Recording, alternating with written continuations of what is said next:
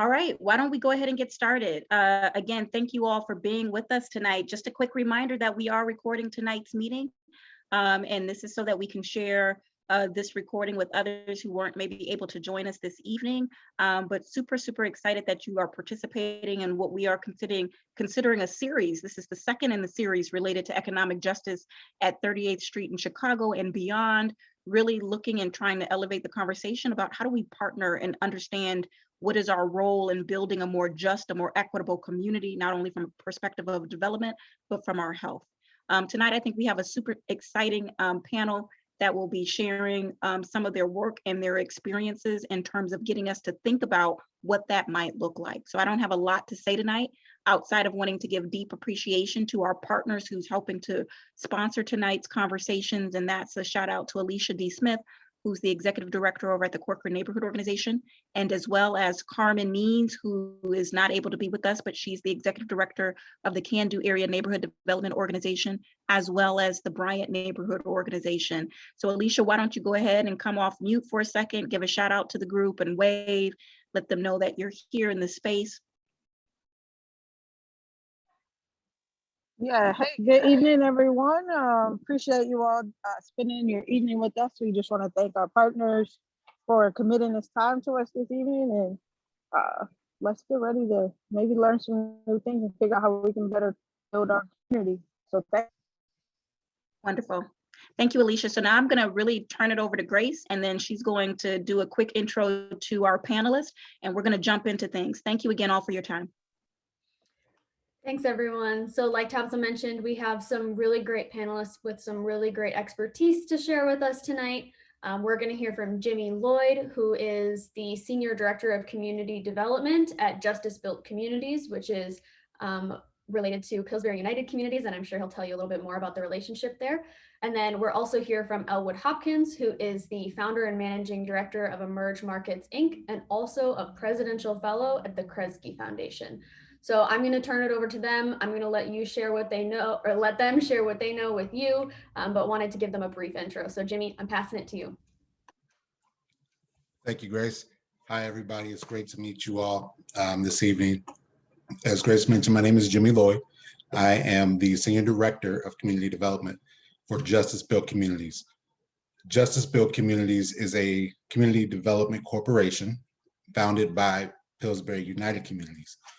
And if you may have heard of Pillsbury United Communities, they've been rooted in our community for 140 years. 3 pillars and tenets that they focus on are people, place, and prosperity. They help people in a variety of different ways, from food shelves to other community outreach that needs to take place for organizing and for policy and for a variety of different things as it pertains to the wellness of the community. Also, Pillsbury has 8 social enterprises. You may most notably know North Market as you know, the largest, most notable one in recent time. But they also have, you know, a radio station, and they're also owners of North News. And so they have their tentacles in a variety of different ways in the community to stay rooted inside of it, which speaks to who I am as an actual person. I joined in October, so I'm still new to the organization as a whole, but familiar with their work over the many years that I've been around. My career has been primarily hinged in community development and economic development. So I've worked at the municipal level with cities of Minneapolis and Brooklyn Center and their community development and planning sectors. I've also worked in the private world as a real estate, project developer, and also as the director of real estate for the YMCA. So everything that I've rooted myself in the past 10 years has been around, how do we advance the well-being socially, economically of the people who live in this community, but most notably who are the most adversely affected by every statistic that we can muster up and find information on.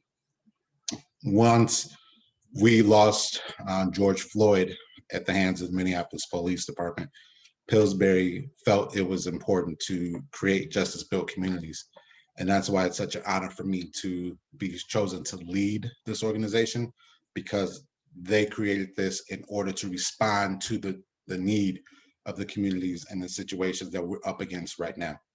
And when I say we, meaning Black and brown people in the communities of Minneapolis and its surrounding suburbs, as we begin to see, and quite frankly, everywhere within the state.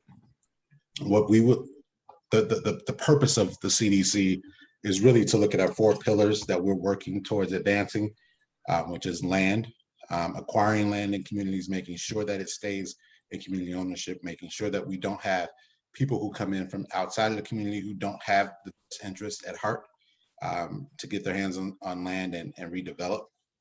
Workforce, making sure that people in the community have an opportunity to thrive in their chosen career fields and the places that they would like to work. Entrepreneurship, a lot of people have businesses and want to start businesses, and we want to be able to support those at various stages of their life cycle. And lastly, access to capital, meaning that for those entrepreneurs and people who want to advance themselves through their business, how can we get them access to capital to be able to propel themselves further and not be X'd out of the markets like we've traditionally seen? So those are the 4 pillars that we are challenging ourselves to respond to in wake of losing George Floyd to the hands of the police. And we really focus on that the core center values of people, place, and prosperity. Even in my organization, as I begin to lead it and grow it out and build it, those things will be at the backdrop of the work that I do. I'm very passionate about the opportunity to help and give back and be a servant leader and make sure that I'm in a place where I'm being best utilized rather than look for opportunities just to, make money and be lucrative. This is my life's passion. This is something I've committed to. So again, I'm very honored to be here. In the evening, as we begin to discuss, I will gladly take any questions or anything that you have about what we do and what I'm planning on doing. But just understand that the biggest thing that I'm focused on today in this very moment is acquisition of land, making sure that we secure land in our communities, and also access to capital and access to development to make sure that communities that have the things that they need through land-based solutions. So why shouldn't a North Minneapolis have a nice, retail space that is owned by a community member that they own, that they can then in turn sell back to the community and the community can patronize? We see this in other areas and we want to be able to make sure that we have access to that. And also, why shouldn't that shop owner or that business owner who can employ people from the community have access to capital so they can continue to do their mission and also provide for the community as well? Again, things that we see in other communities that we don't readily see in ours. So that's the mission and goals of why we're here. And I know we'll talk more about this and go forward, but I just wanted to be able to give you all a background of who I am, what I do, why I do it, and what I'm here for. So I'll let Elwood take over and share his side of the stories. And thank you all for allowing me to be here. Thank you. I'm really glad to be here with you, Jimmy, and also very grateful to Tabitha for, I don't know if you would agree, Jimmy, but I've never felt more well prepared for a meeting as I am for this one. And also really, because of that, very excited because I have such a sense of background about what is going on at the community level. And I am an urban planner by training. And as Jimmy, or as Grace mentioned, I'm a presidential fellow at the Kresge Foundation right now for 2 years. And my main job as a presidential fellow is to look at different vehicles or structures that allow for community ownership of land, as Jimmy was talking about. And what's one of the reasons I'm so excited to be here is that as I've looked all over the country, and I've looked at dozens at this point of examples that prove that it's possible for these structures to be set up and for people to own real estate as it grows in value. I don't know how much everyone on this call is aware of it, but Minneapolis and St. Paul, the Twin Cities, really do stand out nationally for whatever reason as being a place where these kinds of experiments happen a lot. And so I've been introduced to the region in part from a friend Tawana Black, who runs an organization called Center for Economic Inclusion, which you may know. And through that, I've made some good friends. My friend Paul Balknight at the Minneapolis Parks Foundation, who is really, among other things, really interested in seeing local ownership built into the Upper Harbor development. As you know, it's already a development underway, but is it possible to develop some ownership of surrounding land so that as property values go up, it's not just an outside landowner who benefits? And learning a lot about Hamlin Midway and Dayton's Bluff and the Corcoran Five, I mean, which is a national example of people owning homes. And for whatever reason, this region is one where there are a lot of things going on at once. And that's really important because I think it allows you to begin thinking about scale. Because some of the sources of support that local ownership efforts need will just do better when there's a sense of scale. If anybody is interested, I mean, I'm happy to share an article I wrote called for the Stanford Social Innovation Review, which summarizes all of the different models I've looked at around the country. But one of the things I find has been helpful for me is to understand and clarify the difference between a community land trust, a cooperative, and what I'm calling neighborhood investment trusts as sort of a term. I kind of plagiarized the term a little bit because they're not all trusts legally, but I always describe it this way. A community land trust is what you want to build when you want to take land out of the market and protect it from rising land values and hold it for some function that's deemed important for the community. It might be a park, it might be land on which you build affordable housing. But in a way, the neighborhood investment trust is the opposite, because it's a structure that allows you to keep the land in the market and allow land values to go up, but you sell investment shares to residents. And so residents have, maybe small dollar investments. But one of the examples I always give is what would have happened in Harlem in New York on 125th Street in 1989 before they opened the Disney store and the supermarket there. What if you had taken several blocks and allowed renters to buy shares in that land? In some cases, there might have been, in fact, it probably would have been gentrification or displacement, just like we ended up seeing, but they probably would have made a great deal of money. And so one of the decision trees I think is so important when you look at these models is how are you defining control and ownership? Because there are places where I think if you can work through a CDC structure and have a real community governance structure, you can actually amass land and decide what gets developed at the resident level. There are other models where you're trying to make sure, maybe gentrification is it's a foregone conclusion in a sense. And in those cases, at least I think there should be a mechanism for residents to be bought in, financially. But ideally, it's good to find something in the middle. So is it possible that we can plan the development of our communities and decide what gets done there, allow for some revenue generating land uses, so maybe a little bit of sort of controlled development that cross subsidizes affordable housing and allows you to also preserve the neighborhood. And that's where this, I think, is more art than science. But what I've been doing is looking very technically at how these organizations are set up. And what's interesting is because they tend to be they're much more about letting people invest as private investors. They are often private corporations, not they could be a CDC, but they're often for profits. C corporations, real estate investment trusts, which is a designation given by the Securities and Exchange Commission. But there's a lot of different legal structures.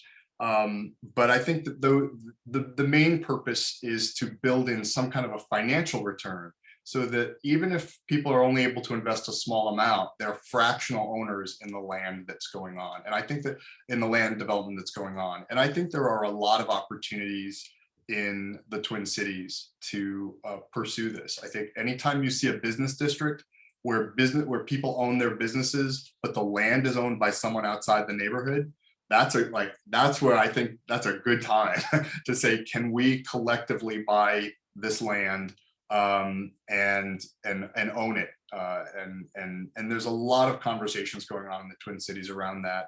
And I think this is also a moment in history where I think we can engage financial institutions in ways that we couldn't even a few years ago. I think I'd close by saying that, one of the, Jimmy, you've gone on your current chapter. You were launched on your chapter by George Floyd murder. And so many of the conversations that I've been pulled into in the Twin Cities were for the same reason. There were meetings among, RT Ryback and the Minneapolis Foundation and Twin Cities LISC, Twin Cities Land Bank last May and June, and discussions that I don't think would have been happening a couple of years earlier about how, is it possible to build more ownership structures around land development. And for me, I think it's why this is, it gets said all the time, but this is an historic moment. And I think you can't understand the history of this country without understanding the history of land development and how, this is not just a democracy, I always say, but a capitalist democracy. And so until people can own pieces of the capital, you're not fully able to participate. And which is, I think, really important. And we've missed every opportunity, I feel like, in this country that property ownership was meant to be spread around. The GI Bill was, even the things that did a fairly good job didn't do a good enough job, I think, in creating more racial inclusion in property ownership. And so I think that's really what's exciting about some of these neighborhood investment trusts ideas. And they're new. They're new. I won't suggest that there's a lot of them or that they're proven, but I think my main point tonight is just to say that they're possible. I agree, and I think the biggest thing that I take away from what you said is that the ownership allows you a different level of participation that we oftentimes don't get as we begin to see people not own in their communities. And the thing that we're up against right now and that I'm dealing with as I look for opportunities to help invest in the communities is the bad actors and owners in the community who have had property for a long time, have neglected it. It's now, dilapidated, has a lot of deferred maintenance, and in that deferred maintenance, the value of that property is really not there, but because they own it, they want to ask for an exorbitant price. And those are just as damaging actors in this as the policies that were created that long superseded them or precedent them. So it's a mix now to where in order to gain the traction in the communities, we have to be able to have the reservoir of resources to be able to do so. Without the reservoir of resources, without the creative financing, without the tools, we'll have a guy who owns a property for 30 years and uses it as a storage for his junk, who continuously has the property and it's not active and not serving the community, but doesn't want to sell. We have to pay, over what a property is worth in order to get these people out, and that's what we're experiencing today. So just understand that the important ownership is so important. It's almost understated as to why a lot of our communities are suffering, because we just can't manage to get the ownership at the levels that we need to participate wholly. So I agree with you on that, Elwood. That's one piece that we're very focused on in our organization. How can I get a burgeoning entrepreneur in a space that he owns at the end of the day, that is his, that, or hers, or theirs, and begins to stay and create roots in the community. So that's important for us. And Jimmy, I don't know if Grace is going to pull us off and ask us another question or not, but while we've got the mics, I think that it's, those structural issues where you've got people who are allowed in this economy to just own land and keep it idle. I think what it raises for me, well, you raised a number of points for me. I think that in part, we all have to ask ourselves, if we're part of a community organization, there are things we can do at the community level. If we are a part of an organizing campaign, there are things that need to be done at a policy level. And I think that anytime you can create a policy in a city or a state that short circuits some of those things, that keep land out of the economy. Like, for example, there are discussions about, if you keep land idle or use it for a subpar use just so you can sit on the value, you should be taxed more, for starters. And maybe those taxes should go into an ownership fund. I think the work in Minneapolis around first right of refusal to sell buildings when an owner wants to sell a house, rather than letting them just sell it to whoever, to first sell it to the residents. I think that's a really revolutionary idea. I mean, it shouldn't be. It's about creating a more just economy. But I think there are policy things that can be worked on, and then there are things that can be done at the community level, and understanding both of those. And the last thing you said that was so interesting about capital.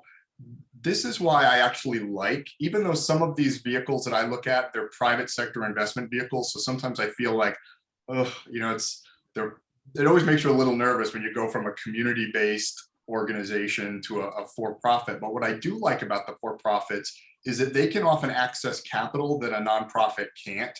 They can access capital on the capital markets. And the question is, how do you access that money without letting it take the community off course somehow? Like, how do you put some guardrails around it? But I think those big issues about accessing capital and creating some policy constraints for speculators, and I think those are just as important as what you do at the neighborhood level.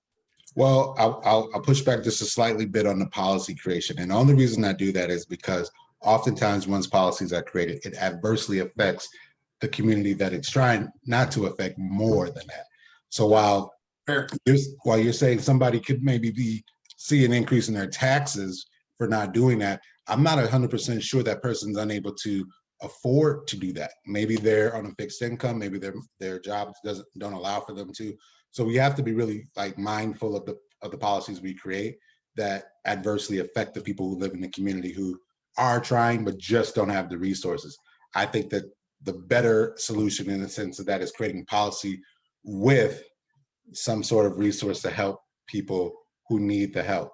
So if Elwood owns a piece of property and Elwood's been trying to get it, going, but unfortunately, maybe he's suffered a disability and he's unable to work at the level that he needs to work. He just can't make the money. What things can I do to help Elwood enhance his property that not only helps him stay, but doesn't put him in a position where he has to pay a special assessment now that's higher on his taxes, or that he can't afford the new the tax rate that comes through from a assessment of the property that's been improved. So those are the things that I get concerned about the most when we start talking policy. That's fair. You've already kind of convinced me that to sort of back off that point. I just know so many speculative property owners that are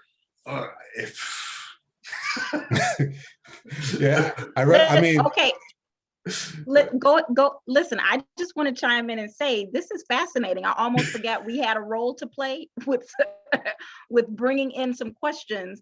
Sorry. No, do not apologize at all, because that was getting good. I want to give Jimmy an opportunity to respond to that last comment. I'm just chiming in to say we only have one question as host, and then we have some questions that are beginning to come in from our attendees, and we definitely want to get to those. So Jimmy, go ahead and rebut what Elwood just threw out. Go ahead.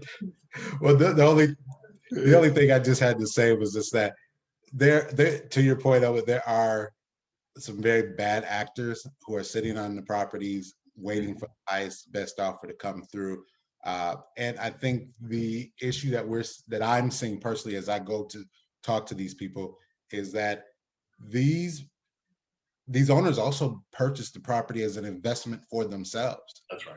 And you know what? I have to be mindful and respectful that this owner, maybe it was this was their retirement fund, or maybe this was their option out, and they're nervous about selling it, or they don't want to feel like they left some money on the table too. So it's a delicate dance, even though this building's ran down and it's worth $0 in my mind, but to them it could have been, a family, investment vehicle. So I just got to be mindful of the perception and the things that I take with me as I talk to people, but be also aware that I could smell that dude's full of it when he starts asking me for $2 million and the property was assessed for $20,000 last year. So that's where the discrepancy comes in. So go ahead, Tabitha. Thank you, Jimmy. Really, the one question that I would like you guys to respond to before we get to the attendees, some of the attendees' questions, is that kind of based on what you've already shared. So based on what you've kind of described in terms of community-centered development or community ownership being a part of community-centered development, why don't you help us to understand in your minds and your opinions, what are the key resources that are needed to make community-centered development and community ownership more accessible, more sustainable, and more prevalent, if you believe that that's actually the way forward. So again, how do we get resources that make what you're proposing and what you're talking about more accessible, more sustainable, and more prevalent in communities like Powderhorn and throughout Minneapolis where the need is greatest? Jimmy? I'll start. So to answer your question, Tabitha, it's a matter for me, I see it as a political will and also a matter of business ingenuity. So most times when people give money for a project or give money for something, they expect a return. It's just a simple kind of equation as to how that plays itself out. What we have to transition to is that we need patient capital, meaning we need money that we can invest today and don't need to see a return for 5, 7, maybe even 10 years. A long horizon of letting the money work for itself. We also have to stop putting so many requirements on the money, meaning the philanthropic community and the people who do donations. It limits those who are able to actually apply for dollars, and it creates a sense of competition among organizations and among people in the community that are looking to do work that isn't healthy and doesn't promote there to be a unity and a community solution found, because you're tripping over one another to get to a singular pot of money. And lastly, I need for people to give me the money and move out of the way and allow for me to help work with the community, because the community takes care of itself. To be able to access those funds, that takes, I think, some level of political will from the policymakers to, when they lead, like when the city of Minneapolis leads in terms of donating money or allocating money for resources, they have so many constrictions to them and restrictions to them. We have to see that at a city level first to set the tone for other organizations to follow. And until we can start seeing a little bit more, loosening of the purse strings around city dollars, then I think we won't see as much around the philanthropic community, although they're attempting to, and they're really trying right now to figure out solutions. It's just moving at a very slow pace. But all in all, it's going to take political will and some business ingenuity to help get these dollars out to communities that really need them. I think the one thing I would add is that, the models I look at are about acquiring land and then selling shares to owners, to residents in the area so that they can buy stock in a portfolio of properties in the neighborhood. And what I would point out, I always have seen clearly is that those are two different processes on very different timelines. So we are in a post-COVID land grab. I mean, people who have money are buying land and it's changing hands quickly all over the country. And so on one hand, you need capital to be what I like to say, to be a conscionable land grabber, to grab the land and hold it, maybe not in a community land trust, but a transitional trust, a time limited trust. And once it's in there, you then have time to do the process that takes longer, which is the longer process that has to happen at the speed of trust, right? It's doing the organizing at a neighborhood level. First of all, giving households and families a chance to break through the trauma of the last couple of years, to rebuild, economically, just their lives. And so to begin talking to somebody right now about, oh, would you like to buy stock in a portfolio of land in your neighborhood? No one's going to be ready to do that at the first step. And you need a community-based organization that is trusted and that can, respect people enough to give them some background on what are the risks and returns of investments. I mean, I will always say, and I sometimes hear, oh, someone who's very low income, couldn't invest. And it's like, I always say that if you're a working person, you take risks every day to get ahead. And there's no risk like people starting their own business. And I don't think there's any barrier in people's willingness to take a risk and to try to get ahead and to be part of that American dream. But I do think it takes longer. And so I think you need a fast capital source, and then you need another timeline to sort of pull in to gradually aggregate investments at the neighborhood level. And that's actually what I'm trying to do at Kresge, is to build a national funding source for all of these efforts around the country. And I said earlier, and I believe it, that this is a moment where some of the financial institutions that you would have a really hard time talking to, you can talk to them now. Like, you know, they're creating $100 million funds for, you know, business owners and things. And this is a really good time, I think, but it still has to be done. Thank you both. So the first question from the community goes like this. So how does public wellness and public safety intersect with this idea of investment and engagement in the community? So can you kind of speak from both of your lenses in terms of the intersectionality of a community's wellness and the community's safety, and how does that connect to investment and engagement in your opinion? So I'm going to start with Elwood this time, and then that gives you a little bit time to process, Jimmy, and then we'll see what happens. You always get the first. I would say first, you know, one of the examples I've looked at is called the Community Investment Trust in Portland, Oregon. They have a retail mall on a corner, and what they did is they sold shares to 150 residents. And one of the things they tracked was, this was a very diverse population. It's a diverse neighborhood, and so it was a diverse population. I think it was slightly more women than men. It was just different, every different racial and ethnic group. And what they talked to people about afterwards was, did having an ownership stake, you know, affect them in any way? And what they weren't expecting was, they found out people talked about how they just really were much more engaged in some basic public safety issues. I mean, you know, nothing makes you want to have a neighborhood watch like, you know, just feeling like it's your neighborhood, you know, it's your home, and you have an ownership stake there. They also looked at voting rates going up. And so, you know, I don't want to overstate that, you know, just because you own something means that there's a little more social fabric, but I don't think you can ignore some of the early evidence that suggests that people do feel a little more invested, and it does make a difference in some cases. I don't know if that doesn't speak necessarily totally to the question, but it's part of an answer. You know, right now I'm exploring the purchase of a building that has fire damage to it, and it's been, you know, basically decommissioned since then. So when I think about public safety, that's a building that's sitting there that's been fire damaged, that is becoming, you know, weaker by the day, and things to that effect, because it's not doing what it was originally designed to do. I couldn't imagine kids playing in that building, or someone walking through that building and something falling on them. So the public safety aspect that I'm focused on is, how can I get this building down so no one gets hurt, and there's no other hiding places for people to do illicit things, if that's a concern. And there's also just a public safety issue of, I don't know what we're breathing. I don't know what, you know, what's coming out of that building that was exposed to flames and fire. So the public safety part for me is taking buildings that aren't operating and hopefully bringing them to life and securing them until we can bring them to life, for sure, so no one gets hurt and no one has to feel unsafe around a building.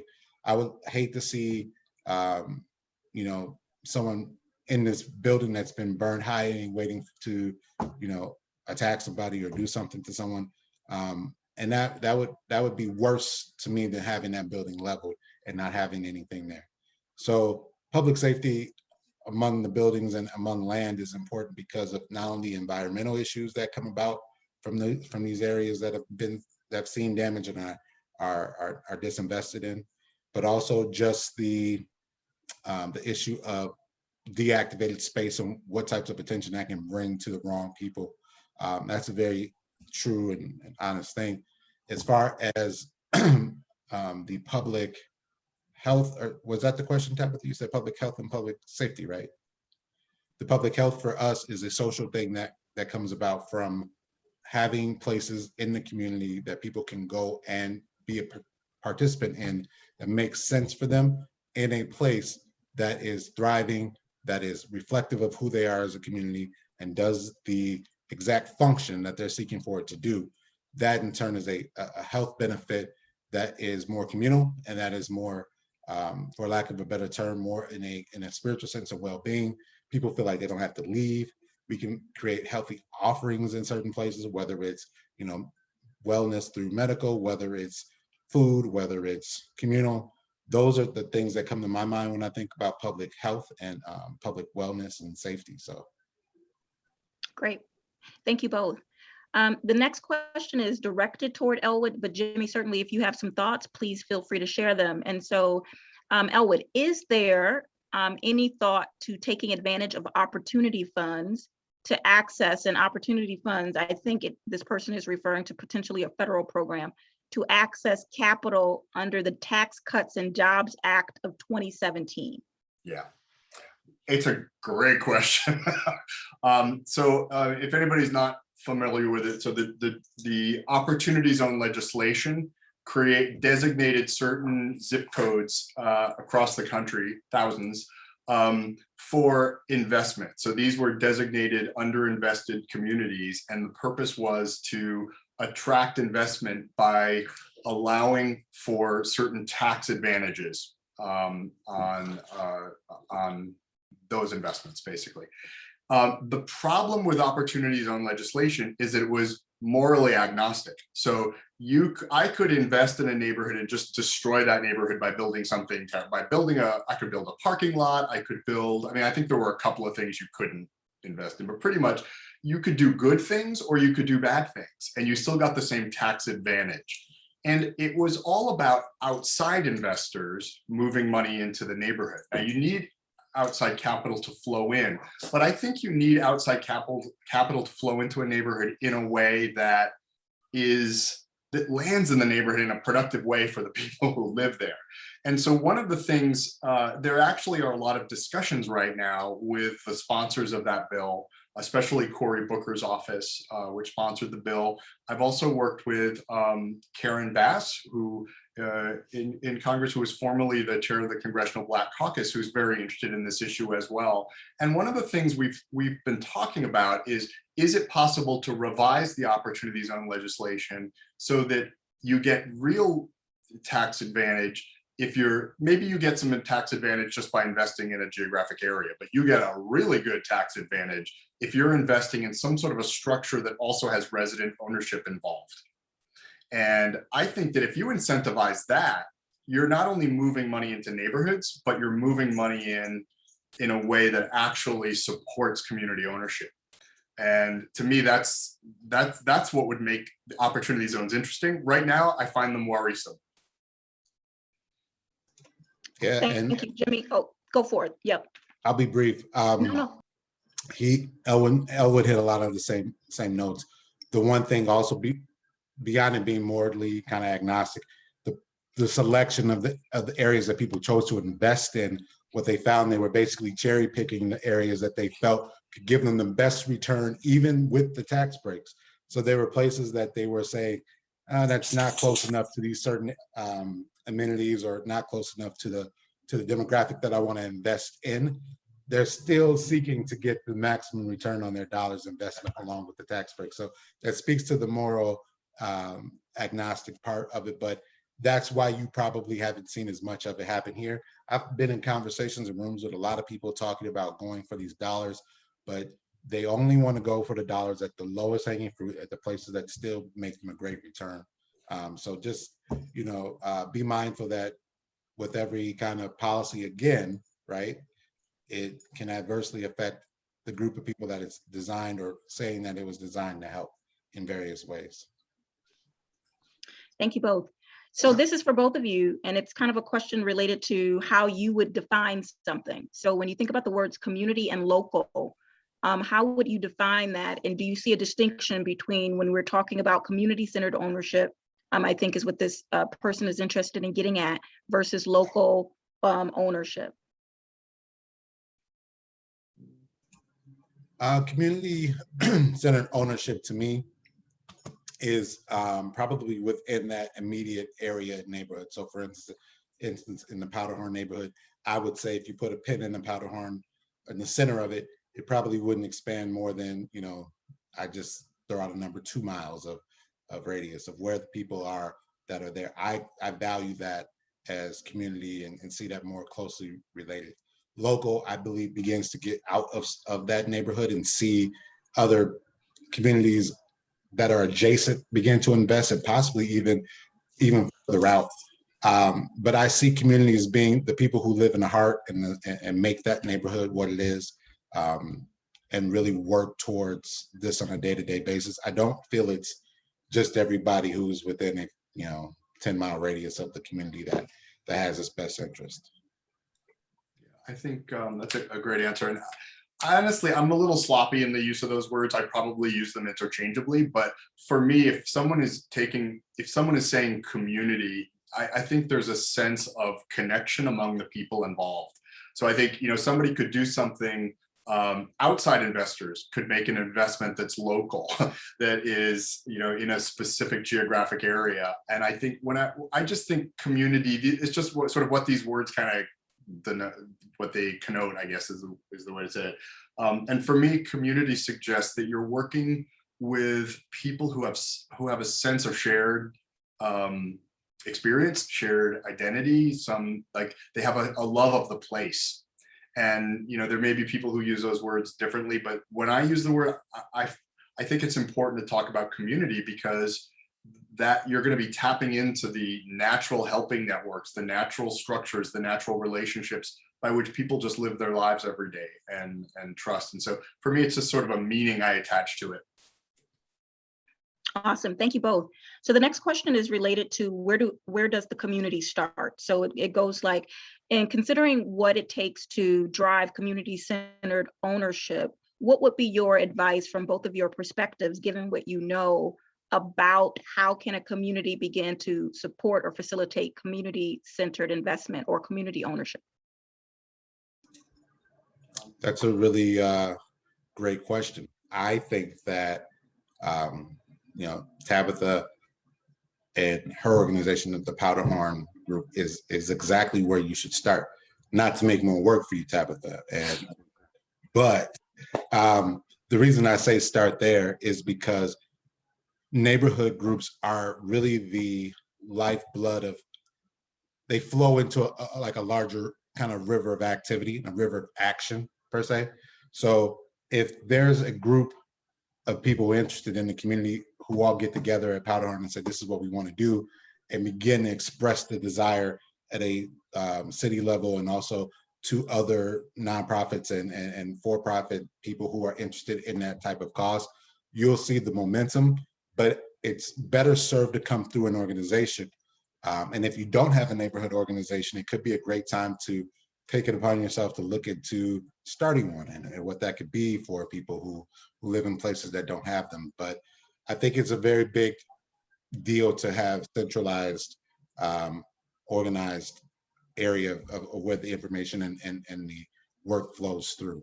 And that's how I would answer that question. And I would just add to it. I'd say I agree. You're starting with the neighborhood organizations that are represented on this call today, and where I think the question to be asked is, I've been looking at so many different models, from land trusts to cooperatives to neighborhood investment trusts, and they have different purposes. And so I think where it has to start, form has to follow function. Which of those you choose has to follow the function, and the function has to start with what your aspiration is for the community. And if anybody just cringed, like, oh, we don't need another community meeting asking us what we want for the community, it's a slightly different, it's a slightly more detailed bit of work. So there's a community I work with in Cleveland called Clark Fulton, which is it's in danger of being gentrified and developed by a hospital that's making literally a $1 billion investment, and doctors in the hospital are already buying up land in the neighborhood. And so what they've been doing is not just community engagement about what would you like to see happen here, but they're actually doing almost kind of like some detailed, they're asking a level of question that doesn't usually get asked of people, do you plan to stay here for a long time? Do you want your kids here?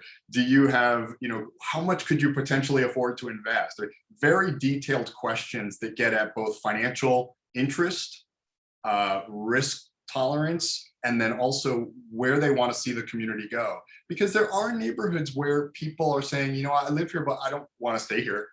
I want to move somewhere else. And then there are other places where people say, I've lived here. My grandparents lived here. We've worked hard to get city council people who represent our interests. We've got churches here, and we want to stabilize this place. And so I think getting really clear on that matters, because that determines whether you want to support a structure that maybe invites in a little development, that uses investments to support some change, whether it's about stabilizing and controlling costs. And I just agree that you've got to start with some really grounded neighborhood intelligence about what people want. And no, not everyone will want the same thing, but you just know where a community is kind of moving if you talk to enough people. And I think that's important.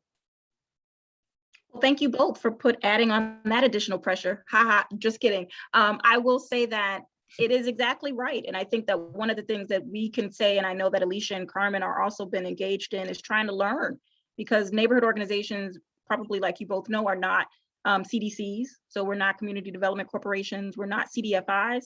And so there's sometimes a disconnect between what we even know about how community investment trusts work to be able to kind of effectively shepherd the process. But we are working on it. And one of the things I will lift up for the community's benefit is that we have been a part of a cohort with the Local Initiative Support Corporation, so LISC Twin Cities, trying to do our level best to better understand some of these models so that the board and the organization can put forward some ideas as to how we can work together.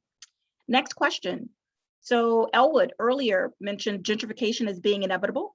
As we learn in urban theory, the churn of urban succession is dynamic and not static. Can gentrification be channeled to benefit more people and especially the current residents of an area? Yeah. My friend in Cleveland, in that neighborhood I just mentioned, he always says, well, what if gentrification was cool? That's what we have to ask ourselves. Like, what if it was a cool thing? And there's a great book called something like Here Comes the Neighborhood, written about how, some of the positive effects that having what we call gentrification can sometimes create. I think it comes down to the fact that the term means different things to different people. And so I actually would steer clear of the word, because generally I think the word implies displacement. It just implies a lot of bad things. But I think the real way to ask the question is it possible to have market rate development and outside investment in a controlled way that doesn't displace people, but actually cross-subsidizes some of the things you want to have happen, like affordable housing? I think it can happen, and one of the most interesting examples is called the Mixed Income Neighborhood Trust. It's in Kansas City, and these are just some planners and the financial number crunchers who literally just sat for months to look at parcels and say, okay, if this vacant building were turned into market rate housing, could we then use it to create to subsidize affordable housing over here? And I think if you look at the balancing act, it is possible. But again, I would always say that should always start with whether a community wants to go in that direction. And if a community really wants to stabilize and just, no matter, even if it helped fund affordable housing, they don't want a Starbucks. You've got to start there and stay there. I often times say communities are sick of development happening to them and not happening with them. Yeah. And there are so many instances where we see gentrification, and while the word is uncomfortable, while the word has a loose definition, I'm beginning to be a champion of the word because it triggers thought. And what that means for me is that when you say the word, there's an immediate pause to say, what are we actually seeing and what are we expecting to happen? Oftentimes we rename something and it still has the same characteristics of the thing that we try to rename it from. So if I were to call gentrification something else, it doesn't take away the fact that people are still being displaced and incomes are still being watered down by those who have more. What it what we need to be focused on, instead of asking, well, how can gentrification be done in a way that works, is how can we get the neighborhood involved on the front end of any kind of development, to where the neighborhood can then have input on what they'd like to see, rather than a developer going through his list of metrics that say this is a good place to be because of X, Y, Z, or receiving some concession to develop there because there's no activity there. Then that begins to happen to the community. But there's no reason why people of all different socioeconomic statuses, backgrounds can't live in the same space. And there's no reason that people have to be displaced in order to allow for that to happen. I stand firm on that. So I think it's just a matter of people saying at the beginning, hey, we would love to do something here in your community. How can we be a partnership to you, instead of, yeah, we're about to build this, affordable, or excuse me, market rate building, and yeah, good luck, wish you the best. So I stand firmly with you on that. And I'm just going to add myself to the plank, because I think that, you know what I mean? So, but I will say this, because I don't want to give some of the attendees the wrong impression that that's easier said than done, really, right? Because one of the points you made earlier, Jimmy, was about the whole policy piece, which I firmly agree with, in terms of sometimes there's policies in place that permit, right, things happening in community that is not informed by the community's preferences and priorities, because of our overall approach to a free market. So I think that, again, on the one hand, as much as we run the risk of sometimes trying to create policies or regulations that can also cause harm in our community, there is certainly something to be said about needing a really fresh eye on which policies are causing the most harm to some of the things we're talking about tonight, which is not giving the community enough agency and time, to one of the earlier points that Elwood made, to kind of bring ourselves together to influence and inform what happens in our backyards. So we have 4 minutes left, and I think that this will give you guys an opportunity to have some final thoughts or parting words. But based on what we've shared tonight, maybe in your opinions, can you just take maybe 30 seconds or 60 seconds to share with the community what you think would be the 1 or 2 priorities in terms of what we can do to kind of support more pathways to community-centered development and community ownership. So people who have joined us tonight, all from all walks of life, are probably not urban planners or maybe perhaps not developers themselves, but what would you say? I'll go first and just say, I think there's a homework assignment for sure.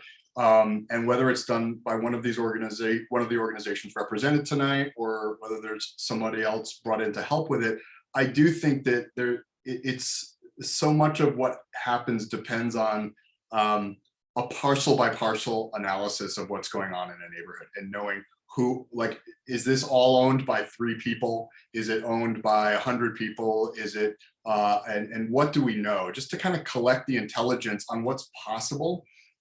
Is it possible to buy up land? Before you even get to the questions of what do we want to do with it, where is the capital, I think just to understand the situation you're inheriting, about the existing ownership patterns, and to have a clear picture of where you want to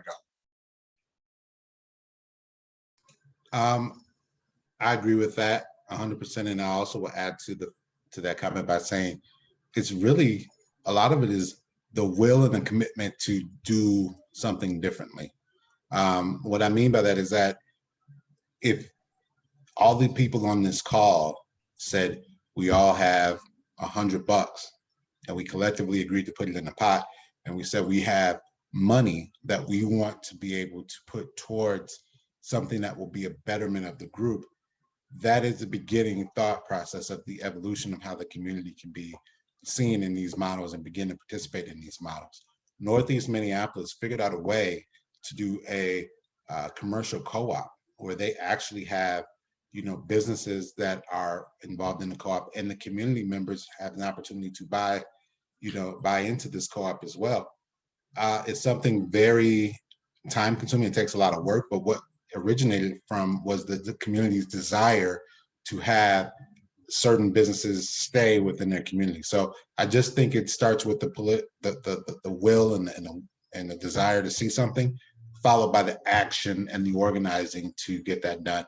And from there, you'll be surprised at how quickly not only your idea can take place, but people will invest in ideas that have people who are already investing in themselves in that idea. So. And I'm going to really give Jimmy the final word. I appreciate you both. Such a great conversation tonight. Thank you so much for taking time out of your busy schedules to be with us. Thank all of the community members who took the time to join us. Special thank you to Alicia Smith over at the Corcoran Neighborhood Organization and Carmen Means with the Can Do and the Bryant Neighborhood Organizations. We appreciate your partnership. This is the second of a 3-part series. We don't have the date yet to announce for the third in this series about economic justice at 38th Street and Chicago and beyond within our community, but we will definitely keep you abreast of that through our social media and our website when that date becomes known. Again, thank you for your time this evening. Together, I know that we can move forward, and we appreciate you being with us this night. Thank you. Thank you.